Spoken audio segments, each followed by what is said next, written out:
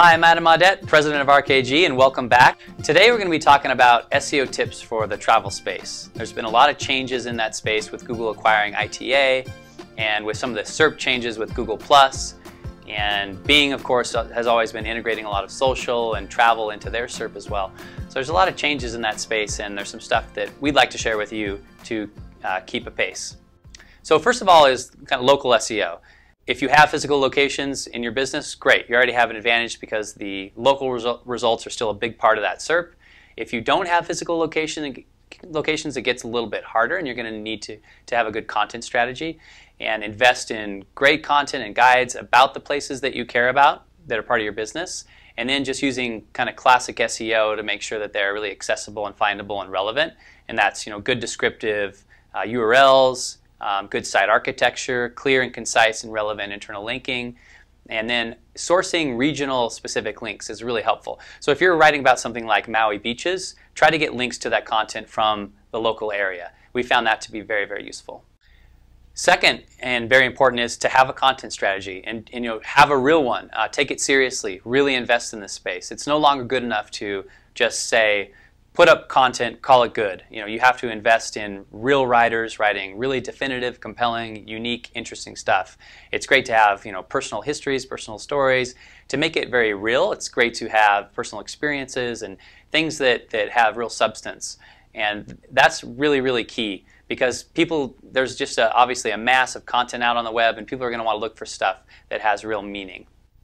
Social media is obviously a huge area for travel, and Google Plus is very, very noteworthy. So they've been doing a lot with blending Search Plus Your World. So taking the Google Plus data, taking brands that are validated there, and taking information in terms of which circles you are in, and then surfacing that in your search results. So we found that to be very powerful, especially in the travel space, and definitely encourage you to focus on Google Plus. It's a great social channel. Great place for images anyway, and for interacting with your customers. And with Search Plus Your World, it's a huge change in their SERP. So mobile has been growing leaps and bounds. So it's about 15% of RKG's clients' organic search is coming on a mobile device, either a tablet or an iPhone or an Android, something mobile. So it's a huge space. You want to make sure that your mobile site is well optimized and is a great experience for your users. Google came out with their recommendations on how to handle from an SEO point of view, and responsive design is great if it fits with your business. If it doesn't and your business goals really say to do something else, then that's fine too, and that can be supported as well. There are various tools and techniques that you can follow, and Google's got some good documentation on that you can see. Travel is naturally a very rich topical area for images and video, and it's all about beautiful places and locations and interesting stuff like that, sights and sounds. So definitely expect to invest in professional photography, professional video production, and really take it seriously. The level that people expect now online is so much higher than it was even 2 years ago. It's just like content. It's no longer good enough to just have a photo or an image. You actually have to have something that's really compelling and interesting.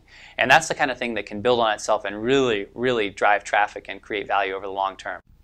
As the SERP gets crowded out by things like Google's hotel booking and Google's acquisition of ITA has allowed them to put flight bookings in the SERP, the SERP is just a lot more crowded, so you need to stand out. And one of the great ways to do that in the organic listings is with using rich snippets.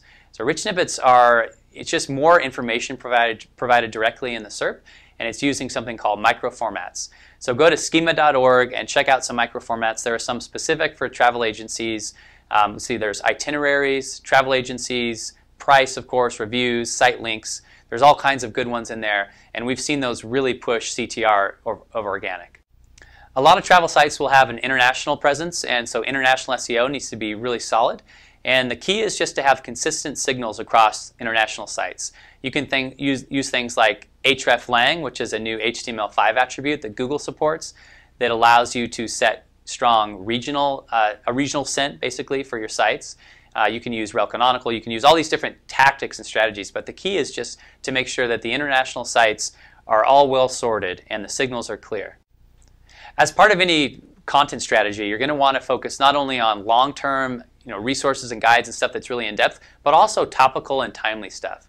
So really think about news and timely current events and and topics that you can blog about and write about, kind of piggybacking on things that are happening, things that big events, maybe like the Olympics and the World Cup and stuff like that. That can be very effective too, because then what you're doing is you're not only providing fresh content, but you're also sort of newsjacking on trends and search volume as that stuff is occurring. All right, so that's our tips and tactics for SEO travel. Hopefully some good stuff that you're able to use. I would love to hear your feedback and your own ideas, so please comment here and I'll be watching and replying on the blog. And until then, SEO safe. RKG.